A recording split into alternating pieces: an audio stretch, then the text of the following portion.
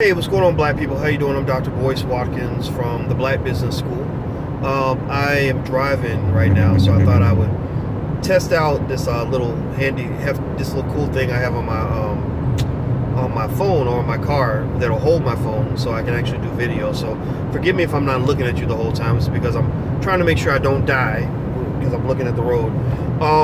You know what I was thinking about today? I was thinking about as the holidays come and just things that we can do for family members in order to put them in a good position for the future. And I was thinking about the stock market. Now, I don't know if you guys have been following, but the stock market has done really well. It's been on an absolute tear since the election. And it's a lot of money that's being created that, that didn't exist before the market surge took place. And one of my thoughts was that, I'm glad that there are a lot of people who are now participating in the stock market from the Black community who wouldn't have done so in the past. But there are a lot of us who still don't.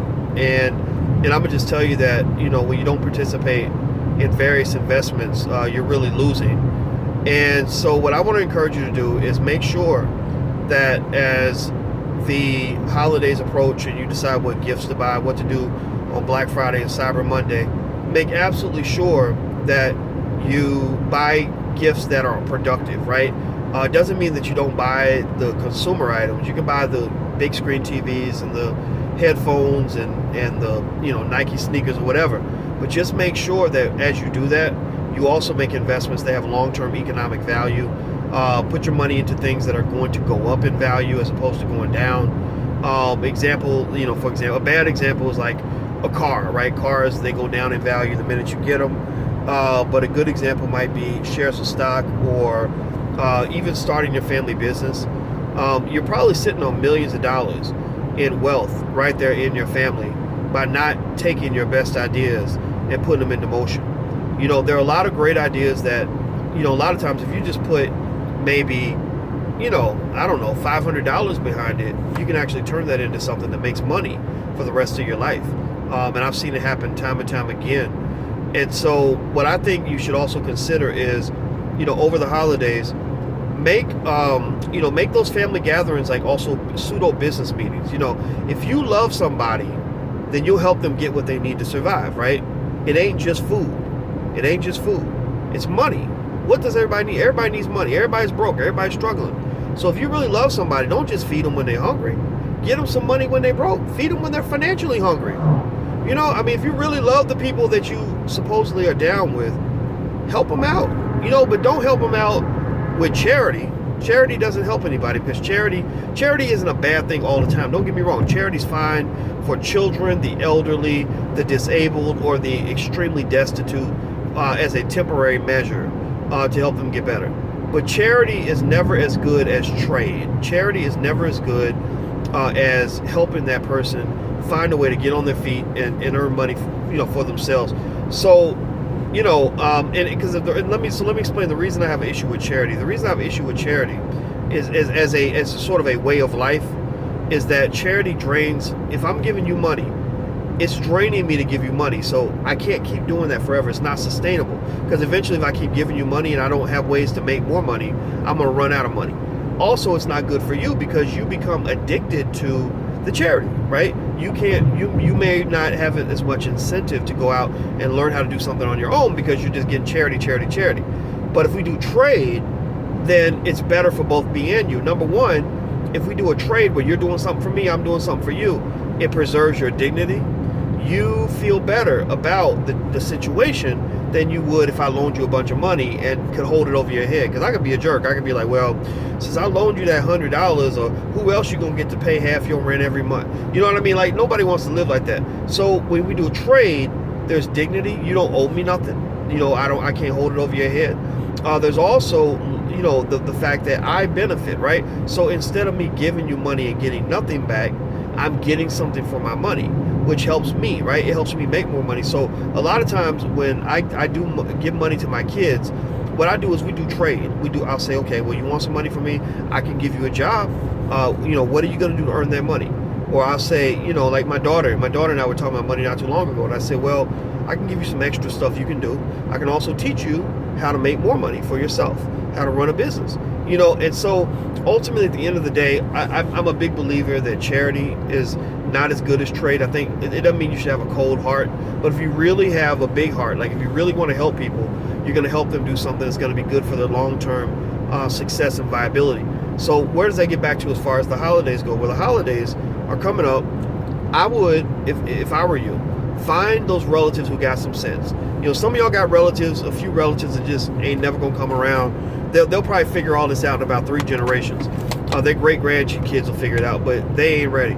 But you probably have some relatives in your family that are smart, that are open to new ideas, who may have some extra capital that they want to invest, or some time they're willing to invest. So maybe with those people that are serious, that are disciplined, you get together, and you just sit at the table and you say, okay, let's sit at this table for an hour and see how many business ideas we can come up with that we can fund with just the money that is in our bank accounts, just the money that we have access to, just the money that we make from our paychecks. And you'll be amazed at what you can come up with. And these little businesses, it's beautiful. When you first start that first business, it really is. I've never used drugs, but I bet you that it's like the first time you ever use a drug, or first time you ever, you drank some liquor and felt good or whatever. I don't know. I don't drink or use drugs, but it's literally the best natural high you can ever get, because what's happening is you're seeing money created out of thin air. You're seeing money come in that didn't belong to you, that you didn't have before you did business, and it's a great feeling. In fact, most of our money problems, the solution to all of our money problems is out here. The only problem we have is that the money is in somebody else's pocket, right? Somebody else has got it in their pocket, and you can't rob them. You shouldn't rob them. So the best thing you can do is pull the money out of their pocket by offering them something that they need, right? Like, so, and then you don't have to sell anything. It's like if I know a man is thirsty and I got water, then he'll be glad to pay me for that water because he needs it, right? And so generally speaking, a lot of entrepreneurship comes down to knowing how to identify a need and to address the need. Then you don't have to make a sale. I ain't got to sell water to a thirsty man. He's gonna sell me on why I should take his money, right? Because he's that thirsty. So at the end of the day, I would encourage you, to learn entrepreneurship and have that as part of your family conversation, because a person who doesn't think entrepreneurially, unfortunately, is economically handicapped. They're economically disabled because they only know how to have something if someone gives it to them, right? It really is a disability, because you're not able to see where all the money is all around you, where all the opportunity is all around you. So if somebody doesn't walk up and physically hand you an opportunity, specifically tell you like exactly what you can do to get some money, you're gonna miss everything. But if I think like an entrepreneur, then I can say, well, I ain't got no money, but there's a thirsty man, he needs water. I can set up some water and sell this water. Because in fact, a person who doesn't think entrepreneurially, they might say, oh, he's thirsty, he needs water, let's give him some water.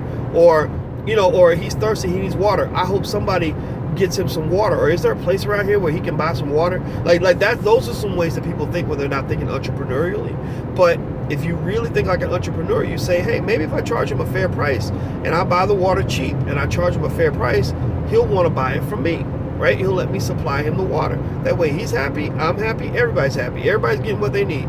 He's getting his water, I'm getting my money, so I can stay liquid in my bank account. So, at the end, I didn't mean to ramble on about that, but I think it's really important to have these conversations with your family.